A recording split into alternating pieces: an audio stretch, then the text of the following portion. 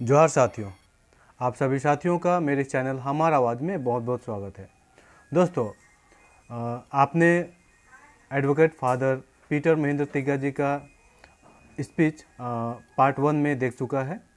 बहुत ही ज्ञानवर्धक बातें हैं जो कि बहुत ही बेहतरीन तरीके से उन्होंने बताया। अब उनके बाकी बात जो भी स्पीच हैं वो वीडियो के माध्यम से मैं आप तक पहुंचाने की कोशिश कर रहा हूं, जो कि आप वीडियो के पार्ट 2 में देख पाएंगे। और आप सभी से रिक्वेस्ट है, advocate father Peter Mahendra Tigga जो कि अपनी बहुत ही ज्ञानवर्धक बातों को बेहतरीन तरीके से बताने में एक अहम भूमिका वीडियो के माध्यम से मैंने देखा उनका है।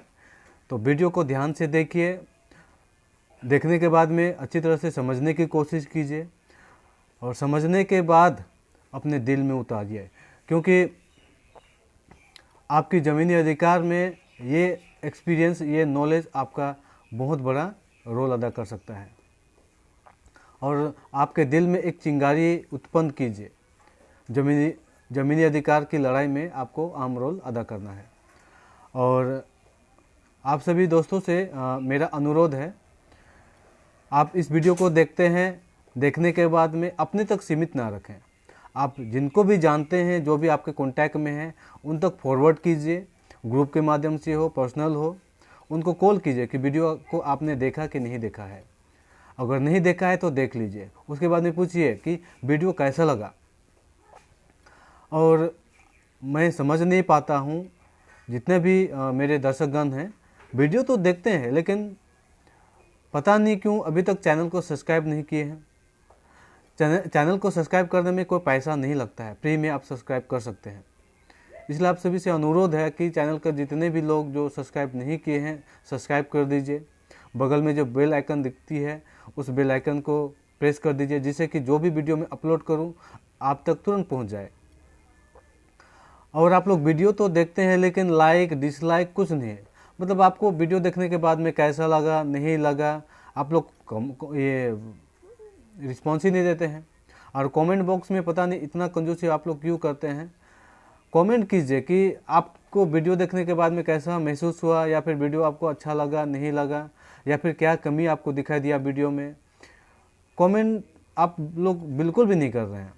गिने चुने कुछ लोग हैं जो कि पर्सनली कमेंट करते हैं या फिर कॉल करते हैं, और बाकी बात पता नहीं क्यों नहीं करते हैं, समझ नहीं पाता है। वीडियो मैं आपके लिए बना रहा हूँ, आप तक पहुँचाने में मैं काफ़ी कोशिश कर रहा हूँ, लेकिन आपकी ओर से अगर रिस्पॉन्स नहीं मिलता है मुझे दुख लगता है। इसलिए आपसे अनुरोध कर रहा हूँ, आप लोग वीडियो को देखिए, अपने तक सीमित मत रखिए, ज़्यादा से ज़्यादा लोगों को शेयर कीजिए, कमेंट कीजिए। वीडियो अच्छा लगता है तो लाइक कीजिए, अच्छा नहीं लगता है तो डिसलाइक कीजिए। कमेंट में बॉक्स में जाके बोलिए कि वीडियो में ये कमी लगा, वो कमी लगा। मैं ज़्यादा कुछ नहीं बोलता हूँ, इतना ही बोल के मैं अंत करता हूँ। बने रहिए वीडियो में। जोहार। जंगल साफ कर प्रॉफिट के लिए लोगों को, मतलब कि जिंदगी को बिजनेस में बनाने का एक भद्दा मजाक हमारे समाज के लोगों के साथ हो गया है। इसको मैं बताना चाहता हूँ। Next, indirectly it can be understood as a racism of one culture to another. British against the Indian tribal and आदिवासी।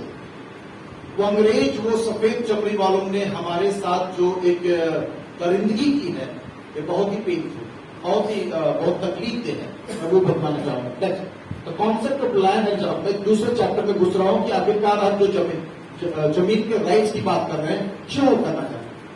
तो basics for any one existence, जमीन अगर बोला जाए तो जमीन को अगर कहा जा सकता है तो जमीन हमारे लिए सबसे बड़ी चीज है। इसका एक सब टॉपिक है जिसको नेक्स्ट पे दिखाना पड़ेगा। पीछे जाइए, पीछे जाइए, इसको तो बंद कर दीजिए, उसके लिए आज ये हम लोग आवर बोलना चाह रहे हैं। बहुत अच्छा लग रहा था राजकुमार जी कि आपने आज रखा उस बात में, बड़े ध्यान से सुन रहा था। कल तक उसका हम लोग लाइन का, चाहे कामगार लोगों का स्थान, या क्या बोलते, क्या वर्ड यूज कर रहे थे, लेबर एकदम वो अपना नहीं लगता है, बिकॉज हम लेबर नहीं है, हम वही बोलना चाह रहे हैं। जब बना रहे थे हमने सोचा नहीं था कि आपके और मेरे दिमाग उसमें हो। मैं लेबर नहीं हूं, मैं इंसान हूं, मेरी अपनी आइडेंटिटी है।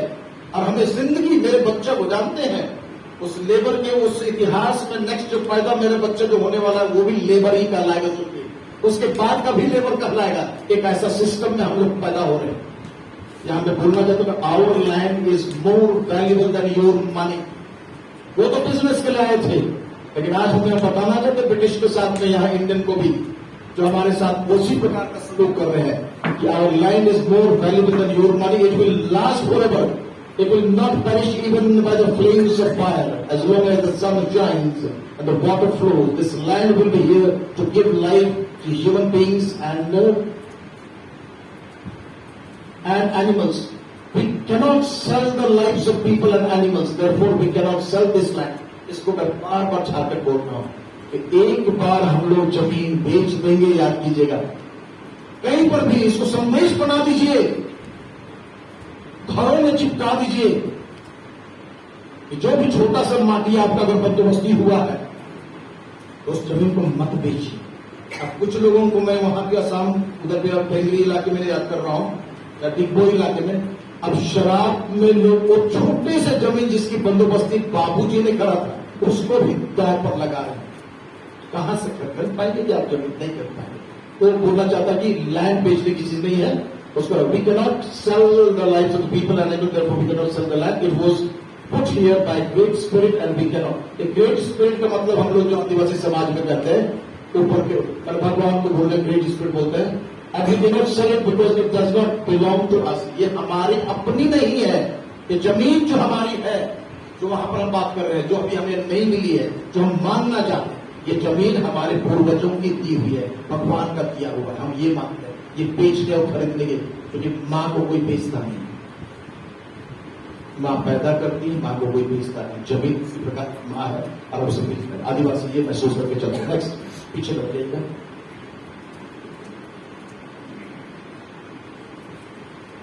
एक्जिस्टेंस विद डिग्निटी, ये मैं लगाना चाहता हूं, आपने वो जोश भरना चाहता हूं। मैं जब रिफ्लेक्ट कर रहा था कि मैं क्या संदेश दूंगा इसके माध्यम से, तो मैंने कहा कि आइडेंटिटी जो की बात की जा रही है, वो डिग्निटी की जो बात की जा रही है, इसके बगैर हमें जो रखा गया है, इससे हमको तकलीफ है। काम तो सभी करते हैं, लेकिन हमारे को तो इसमें छोटा सा कहानी है। जो पहली बार असम गए थे तो मैंने पूछा किसी को कि क्या काम करते हैं, अगर हमने तो फालतू है। वैसे मत बोले, फालतू नहीं है, सब कुछ दुनिया में काम करते हैं। आप क्या काम करते हैं? वही डिजन पता पता हमारे फालतू है। तो एक बार तो घूम गया मेरा दिमाग। तीसरी बार पूछा, मैं फालतू की नहीं, फालतू नहीं पूछा, मैं बोला क्या काम करते हैं? वही डिजन पता हमारे फालतू है। बहुत बाद में जाना कि जिसका नाम परमानेंट होता है उनका केवल नाम होता है, और जो परमानेंट नहीं होते हैं लेबर, सब फालतू में गिने जाते हैं। आप समझ में नहीं बात? हम झारखंड से आए थे, मेरे को इतना बेइज्जती हुआ कि मेरा नाम उस गांव के सारे लोगों का अस्तित्व नहीं है। उनके काम का कोई वैल्यू नहीं है। हमारे बीच में फादर बैठे हुए हैं, उनका एक प्रोफेशन है जिसमें वो अपना म्यूजिकल चीजें बनाते हैं। इनकी म्यूजिकल चीजों को बजाने की बात नहीं की जा रही है, इनका नाम थोप दिया गया फालतू। आदिवासी समझ में आ रहा है क्या बात कर रहा हूं मैं? हर एक को नाम आइडेंटिटी पसंद है, और आपका और हमारा नाम फालतू में गिन दिया गया है। 175 सालों से हमें फालतू कहा जा रहा है। समझ में लज्जा होनी चाहिए, और लाज नहीं हो रहा है आज के डेट में हम लोग को। तो हम लोग एकदम गिरे इंसान हो चुके हैं। उठना पड़ेगा, सोचना पड़ेगा, रिफ्लेक्ट करना पड़ेगा। कोई मैंने देखा कि प्रियम्बल में जब बोलता है, जिसको हम लोग प्रियम्बल दिख रही है, ये इसकी बात कर रहा हूं। मैं इसको बहुत मानता हूं। इस प्रियम्बल में बहुत सारी सामाजिक, आर्थिक, राजनीतिक न्याय किसको डिनोट करता है? वो न्याय देना, इंसान की गरिमा देना है। उपासना, स्वतंत्रता, जो स्वतंत्रता है, गरिमा देना है। प्रतिष्ठा किसी को देना जो नीचा है, रिजर्वेशन की बात है, उनको उस पद तक लाने की बात है, वो गरिमा देने की बात है। राष्ट्र की एकता, अखंडता, जब देश अपने गरिमा की बात कर रहा है तो हर इंसान की गरिमा की बात प्रियम्बल करता है हमारा देश का। मैं नहीं बता रहा हूं, देश के प्रियम्बल में इंसान की गरिमा की बात की गई है। और अभी तक हम जितनी चीजें बताने जा रहे हैं, ये सारी चीजों में हम आदिवासी और हमारे से संबंधित समुदायों की गरिमा को लूट ली गई है। मैं बोलना चाहूंगा, हमारे समाज के साथ बलात्कार हुआ है पिछले 175 सालों से।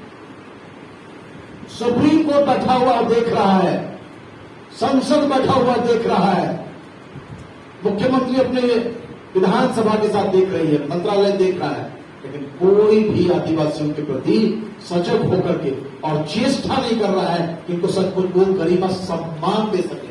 5 डिसमिल की जमीन जो भी रिसेंटली भी बातचीत चल रही है, ये तो हमारे चेहरे पर फेंका गया है। ऐसा 1 रुपए में जो चावल देने की बात है, क्यों हम 1 रुपए में चावल लेंगे? आदिवासी का तो क्या हमारे हाथ नहीं है, पैर नहीं है क्या? हम दान के भूखे नहीं है, हम भिखारी नहीं है। 1 रुपए में दो, मुझे नहीं चाहिए 1 रुपए में चावल, मुझे मेरा सम्मान लौटाओ और सम्मान भूमि लौटाने को होता है, इसलिए वो भूमि की मांग हम लोग कर रहे हैं। नेक्स्ट, इसलिए वो मैंने चाहा कि वो प्रियंबल को आपको बताओ कि that is the person matter of natural justice, lack of dignity or dignified life is almost depriving someone his or her human rights. तो अंत में जो मैं बात करूंगा तो किस प्रकार हम लोग को पीआईएल की बात हो सकती है, इसको रीड करने की बात हो सकती है, मूवमेंट को आगे और बढ़ाने की बात है, क्योंकि ये सारा मैटर करता है कचहरी में कि आप क्या दिखला पा रहे हो, क्या मांग पा रहे हो, कितनी एकता है, कितना भीड़ लगा सकते हो, ये सारी चीजें कचहरी में चीजें चलती है वो एक साथ में। Land which gives us identity, diluted or defiling or purposeful negating someone's identity is not only an issue of illegality, but it's a crime. ये क्राइम है, और इसलिए ST/SC एट्रोसिटीज एक्ट में जब क्राइम हमारे साथ आदिवासियों के साथ हो रहा है, उस क्राइम को ठीक से पढ़िएगा, एक बात तो लगेगा कि केवल मलमूत्र किसी को पिला देना वो बड़ी बात नहीं, या किसी को गंवार बोल देना या कोल बोल देना नहीं। मेरे को जमीन से बेदखल करा दिए गए, और कराने के बाद अब हमारा जो हक बन सकना चाहिए था, जिसकी बातें धीरे सब निकल के आएंगी, वो हम लोग क्राइम को कैसे मोड़ सकते हैं, अपने प्लेन अपने ड्राफ्टिंग हम लोग कैसे कर सकते हैं, वो ब्रोक लाइन हम लोग स्पेस कैसे दे सकते हैं, नेक्स्ट कर सकते हैं। So what is next for you and me? हमारे लिए अब क्या है? हम तो देने से 5 डिसमिल दे रहे तो समझ में आ रहा है, आप समझ चुके हैं, पकड़ लिए हैं, अब दे भी रहे हैं तो उसमें उसको क्या बोला भाई ने, बहुत अच्छा, कहां चले गए? नेक्स्ट वकील साहब थे जो सेकंड वाले जो आप वहां पर आए, उन्होंने बहुत अच्छे ढंग से बताया। जब मैं प्रिपेयर कर रहा था उसमें लिखा हुआ है कि ये जमीन हेरिडेटरी जा सकेगा, लेकिन आप बेच नहीं सकते। जब बेच ही नहीं सके तो हमारा है कैसे भाई? जब मेरा मैं बोलता हूं कि इसको मैं बेच सकूं, लीज भी दे सकूं, कुछ कर सकूं, जब मैं बेच नहीं सका उसका मतलब this is not mine. Indirectly नहीं बोला, पर मैं छिपा कर रखा जाए, ये नहीं बेच सकने की बात है, मतलब वो जमीन कभी, और इसलिए उसमें मकान बनाना, क्या होगा क्या नहीं हो कोई नहीं जानता। आप पैसा लगाओगे, मकान बनाओ, कुछ करोगे, कल के दिन में कोई नई स्कीम हुई वो पूरा लिया जा सकता है, अब नहीं जानते, जानना पड़ेगा ठीक से। नेक्स्ट, अब हम लोगों को मैं इसमें आना चाहता हूं कि ये जो यंग जनरेशन है, अपने ज्ञान के साथ में मूवमेंट की जरूरत है, जो कि बिना मूवमेंट का आप याद कीजिए। तो अंग्रेज भारत छोड़ो एक समय ये जो मूवमेंट चला, इसमें जितने लोग भी शामिल थे सब देशद्रोही कहलाते थे, ठीक है, लेकिन आज तो देशद्रोही नहीं है ना, आज इन्हीं के बदौलत हमें स्वतंत्रता मिली है, तो डरिएगा नहीं। याद कीजिएगा, आंदोलन में कुर्बानियां मांगी जाती हैं, होती है, हो सकता है कि आज का आपका इश्यू जो है, इस बंगाल और असम ने अपनी आइडेंटिटी को मजबूत करने के लिए आपसे कुर्बानियां मांगी, याद कीजिएगा। लोग दुआ मांगा जा सकता है, हम नहीं जानते, लेकिन प्रखर होकर के आप सामने आइएगा तो निश्चित कहीं ना कहीं हमारे भाई बंधुओं को बंद किया जाएगा, जेल में सलाखों के अंदर होगा, आपकी गर्मी को लूटना खत्म करना चाहेंगे, तो हो सकता है। लेकिन याद कीजिएगा, कल वो इलीगल काम था, जेलों पे काले पानी की सजा हो जाती थी, लेकिन आज का दिन सुनहला हमने देखा है देश में, वो उन लोगों के परिस्थिति हुआ, तो आज हमको खड़े होने की जरूरत है और अपनी लड़ाई के हमको आगे आने की जरूरत है। मैंने इसमें लाना चाहा था, पिछले बार भी जब मेरे नेत्राट फील्ड फायरिंग को मैं एक आंदोलन, जन आंदोलन, क्योंकि मेरा थीम में रखा हुआ है जन आंदोलन की बात, तो जन आंदोलन, जब जन आंदोलन हुआ है तो जन आंदोलन के प्रभाव भी हुए, तो जन आंदोलन के लिए जिन चीजों के लिए हमको बताइए कितने मिनट बाकी रहेगा, थोड़ा सा बताइए, बोल पा। तो जन आंदोलन की जरूरत है, और अच्छा ये चीज तो क्या है क्या टुवर्ड दी एंड बिरसा ने कहा जाता है अंतिम कील जो ठोकी अंग्रेजों को और उसे करनी चाहिए। और उसके बाद में उस आंदोलन का रिजल्ट होता है, मैं इसकी ओर आपको लेना चाहता हूं। तो आंदोलन इज मस्ट, वो तो होगा ही होगा, आंदोलन करने पड़ेंगे। और उस आंदोलन के बाद में जो रिजल्ट होने थे, अच्छा ये भी चीज क्या है, तो ये जो आंदोलन के रिजल्ट में ये सारे लॉज बने हैं, ये नीचे में जो लिखे गए हैं ये सारे लॉज बने हैं। आंदोलन कितने हैं वो हम लोग ने रखना चाहा, और उस आंदोलन से जो लॉज बने, मतलब बिना आंदोलन के कानून नहीं बन रहे हैं, समझ रहे हैं। तो आप यदि अपने जमीन के लिए अपना कानून जब तक बनवाना चाहते हैं, आप सुप्रीम कोर्ट से हाई कोर्ट से अपना कुछ निकलवाना चाहते हैं, उसके लिए याद रखिए केवल नॉर्मल वकालत से नहीं चलेगा। वकालत वहां पर हमारे भाई करेंगे, चीजें रिसर्च की बातें होंगी, बहुत सारी चीजों को रिसर्च करना पड़ेगा। और मैं कुछ चीजों को चूंकि मैं हैंडल नहीं कर पा रहा हूं, लेकिन मैंने जितनी तैयारियां की उन तैयारियों में आज तक एक भी आर्टिकल नहीं पाया जिसमें जो रिसर्चर कर रहे हैं कि यहाँ के आदिवासियों के जो टी बागान के लोगों की स्थिति अच्छी है। सारे रिसर्च पेपर में, ध्यान से सुनिए, सारे रिसर्च पेपर्स में आपके और हमारे बारे में कहा गया है कि बहुत ही ग्लूमी, डिप्रेस्ड, बहुत खराब, अनहाइजीनिक, और जितने बुरे शब्द हो सकते हैं हमारे साथ जोड़े जा रहे हैं। लेकिन कानून वहां बैठा हुआ है, देख नहीं रहा है, मंत्री बैठे हुए हैं, हो नहीं रहा है, मांग रहे हैं, मिल नहीं रहा है, आपको छकाया और परेशान किया जा रहा है। उसका मतलब मेरा कहना इतना ही था कि वो सारे जो मूवमेंट से हमें आज थोड़ा सा गलती की जाते तो बहुत अच्छा लगता है। तो मेरे में तो होता था, अच्छा भी छोड़ो, 5 मिनट में हो तो इधर उधर करते बेचारे उनको फिर दूसरा कागज दिलवा देते। तो मैं ये बोलना चाह रहा हूं कि जो आंदोलन हुए, उस आंदोलन के प्रभाव हुए कि इतने सारे कानून बने। अब याद कीजिए, एक लास्ट टाइम बोलना चाहता हूं, बहुत सारे तो शुरू कर रहा था मैं, तो अच्छे से बुलाते हुए थोड़ा सा ओके, मैं बोलना ये चाह रहा था, सीएमटी एक्ट जो जिसको मैं पहले बताया था, सीएमटी एक्ट ऐसे ही बन गया होगा। एक दिन में कहा जाता है बिरसा मुंडा ने 3 थानों को जलाया था। बिरसा मुंडा 5 फुट का आदमी, बिरसा मुंडा को ही मैन मत समझिएगा, वो अचानक से फोटो तो बना देते हैं ना, ही मैन का ऐसा नहीं था कुछ। बिरसा मुंडा 5 फुट का, 5 फुट 4 इंच का आदमी था, एक नाट्य का ही आदमी था, कठीला बदन था, पतला छरहरा लड़का था, यंग लड़का।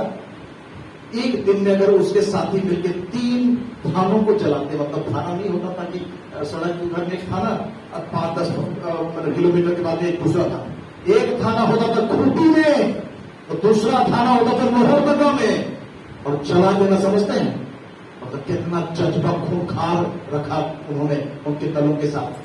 तीनों जब थानों को जलाएगा तो अंग्रेजों को समझ में कि क्यों ऐसा कर रहा है। यही सवाल मैं भारत सरकार को दिलवाना चाहता हूं आपके आंदोलन से कि आखिरकार आदिवासी क्यों प्रतिकार कर रहे हैं, क्यों एजुकेशन हो रहा है, क्यों बाहर निकल रहे हैं। जो जुबान से गूंगे हुआ करते थे, तो चाय बगान में सिंपल चाय तोड़ते थे, आज रोड पर कैसे आ गए हैं। एक आप लोगों के लिए बधाई होनी चाहिए, पिछले बार जो एक बड़ा प्रोग्राम हुआ था, क्या नाम से आप लोग निकले थे उस दिन, जो बड़ा एक रैली हुई थी against the West Bengal land acquisition, उसके लिखा। ओके चलिए, वो बहुत बड़ी बात थी, हम लोग को भास्कर ने को हम लोग कॉन्टैक्ट करा, तो बहुत अच्छा लगा कि अब हमारे चाय बागान में तोड़ने वाले यहाँ अब बैनर भी उठाने लगे हैं। ये संकेत देता है कि आप में चेतना आने लगी है, ये संकेत देता है कि अब मजदूर केवल नहीं है, पर आपके हाथ तलवार भी उठा सकते हैं, कलम भी उठा सकते हैं। हमारे बीच में 2-3 बेटी लोग अभी बड़ी हो रही पैदा हो गई चुकी है, अब इन चीजों को मिलाने की जरूरत है। थोड़ा सा समय दे दो भैया, 5 मिनट इतना दूर से बुला के 5 मिनट दे देंगे आगे। सारे तो भाषा ही चेंज हो गया, आई थिंक सारी भाषा चेंज कर रही है। आई थिंक मैं समझता हूं कि आपने जो लेटर दिया काफी बहुत मजबूत है, ये सारे कंप्यूटर तक असर कर गया है, उसको याद कीजिएगा। इसलिए आपकी लड़ाई जरूरी है, आप मेहनत कर रहे हैं, उसे पीछे ना। आगे बढ़ना चाहूंगा, the importance and the important aspect of movement. इसमें ये है, ये मेरे कार्य क्षेत्र को मैं दे रहा हूं, यंगस्टर्स थोड़ा सा ध्यान से सुनिएगा। ये इस मीटिंग का जो सेकंड भाग है वो है रोड मैप, और उस रोड मैप को देख करके मैं खत्म करना चाहूं। रोड मैप की ओर जा रही है, तो याद कीजिएगा कि आंदोलन को आपने मुझे स्पष्ट करने को कहा है और आंदोलन की जरूरतों को स्पष्ट करने को कहा है। आंदोलन को याद कीजिएगा, इसकी विजन बहुत क्लियर होनी चाहिए। तो आंदोलन, आपके आंदोलन के विजन क्लियर होने चाहिए और उसके मिशन जो आपके रोड मैप, तो आंदोलन तो आपको क्लियर है, उनके विजन क्लियर है और उसके रोड मैप आपको अलग अलग ढंग से बनाने पड़ेंगे इलाके इलाके में कि कैसे इस पर किया जाएगा, जिसको मैंने कहा जो नीचे में आएंगे। तो आगे उठाइएगा, ये जो आंदोलन का जो रहेगा ये टाइम बेस्ड मूवमेंट आपका है। ये लड़ाई जो जमीन की कर रही है, ये टाइम फ्रेम इसको बनाइए, एकदम टाइम बना करके। तो वो टाइम फ्रेम के अंतर्गत ही इस प्रकार के सेमिनार, इस प्रकार की बैठ की रिसर्च का काम, लॉयर्स मिलाने, जो डॉक्यूमेंट्स आपको बार बार मिल रहे हैं सरकारी परियोजनाओं में या किसी प्रकार के नोटिस ऑफिस से आ रहे हैं, उनको जमा करने के बाद the comparison of the documents हुआ होगा। लॉन्ग टर्म, शॉर्ट टर्म आपको जानना पड़ेगा कि आप क्या करने जा रहे हैं इस मूवमेंट के लिए।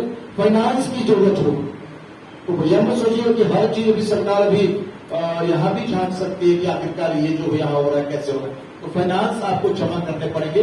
ये सब मूवमेंट ऐसे नहीं होता, ऐसा और सारी चीज मैं याद कर रहा हूं। और पिछली बार आपको बताया था कि फील्ड फायरिंग रेंज में जो हम लोग चलाते हैं, वहां किसी जगह से पैसा आने की जरूरत नहीं, खुद एक एक इंसान जमा करता है।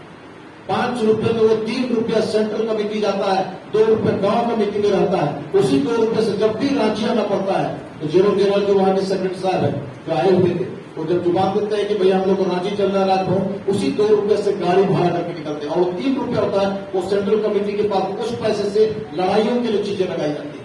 तो ताकि हम लोग सारे सम्मिलित हो, सम्मिलान की लड़ाई हमारी हो। इसलिए फाइनेंस की चीज को बढ़िया रखिए। बायलॉज एंड पॉलिसीज आपको बनाने पड़ेंगे अपने इसकी लड़ाई की, कि इसकी लड़ाई को कैसा हो। बहुत सारे सीक्रेट चीजों को, जैसे अभी बात रखेंगे, तो मैं सबको इस सीक्रेट चीजों को नहीं रखना चाहूँ, लेकिन इतनी बात है कि थोड़ा सा हमको इंडिकेशन दिया गया है कि आप पर नजर रखी जा रही है कि आप कहाँ जाते हैं, किनसे बात कर रहे हैं सेंट्रल गवर्नमेंट के द्वारा। तो एक व्यक्ति, मैं इंस्टीट्यूशन का फादर हूं, तो हमारे लिए थोड़ा सा मुश्किल होता है, क्योंकि इंस्टीट्यूशन पर भी शिकंजा कसा जा सकता है। अगर ले पर्सन एकदम बाहर के रहने से परेशानी नहीं होती, जिंदा रहना बोलता रहना वो बड़ी बात है, लेकिन इंस्टीट्यूशन पूरे को कटघरे में लिया जा सकता है मेरे कानून से। इसलिए मैं जुबान को रखता हूँ कि कैसे बोल रहा हूँ, मंच पे क्या बोल रहा हूँ। मैंने कभी भी किसी पार्टी का नाम नहीं लिया होता, किसी पार्टी का नाम नहीं। ये सब बोलने की आना चाहिए, क्या बोलते हैं, कहाँ बोलते हैं, कैसे बोलते हैं। याद कीजिएगा कि वो एक बायोलॉजी बननी चाहिए, रिसर्च पेपर आपके बनने हैं, वो जमा कर, राइट सब सबको जमा करना, लिखना पड़ेगा पेपर में, आपके आर्टिकल्स लाने पड़ेंगे। ऐसे ही कचहरी में नहीं होता है, कचहरी में वहां पर आपको जजमेंट करने के लिए अखबारों में निकलना पड़ेगा, आपको रोज पढ़ाने पड़ेंगे, आपके चीजें मैटर अखबारों में निकलने चाहिए, कमेंट चलने चाहिए, वकीलों में पासे होनी चाहिए, जजों के बीच में डिस्कशन होने चाहिए। इतना तक ले आइए, क्योंकि ये बहुत ही नया चीज होगा। पहली बार आदिवासी जुबान खोल रहा है, सड़कों पर आ रहा है, तो लोगों का चेहरे में, समाज में बदलाव, एक उड़ान होना चाहिए। और उस उड़ान को जब जजेस समझते हैं, देखते हैं, सब कुछ बोलते कम है, तो सारा पता है क्या चीज चल रहा है, उनको सब पता है कहाँ का डाइवर्सन में कितने मौत हो रही है, कौन रोड कितना देरी में बन रहा है, सब पता रहता है। लेकिन सो मोटो में करते नहीं, क्योंकि कहीं ना कहीं उनका भी कहीं ना कहीं चीजें खींची रहती है। लेकिन हमें इस चीज को लाने पर, ताकि हाई कोर्ट में ही हम लोग की एक जीत अच्छी हो सके, इसको लाने का प्रयास। मेथोडोलॉजी में हम सेमिनार रख सकते हैं लोगों को जाके, क्योंकि एक बार में याद कीजिएगा कि मैं बहुत बार इसकी मेथोडोलॉजी यही बोलता हूँ कि कभी कभार अपने को प्रदर्शित जब कर रहे हैं, एक्सप्रेस कर रहे हैं, तो इस किनारे से लेकर के उस किनारे तक,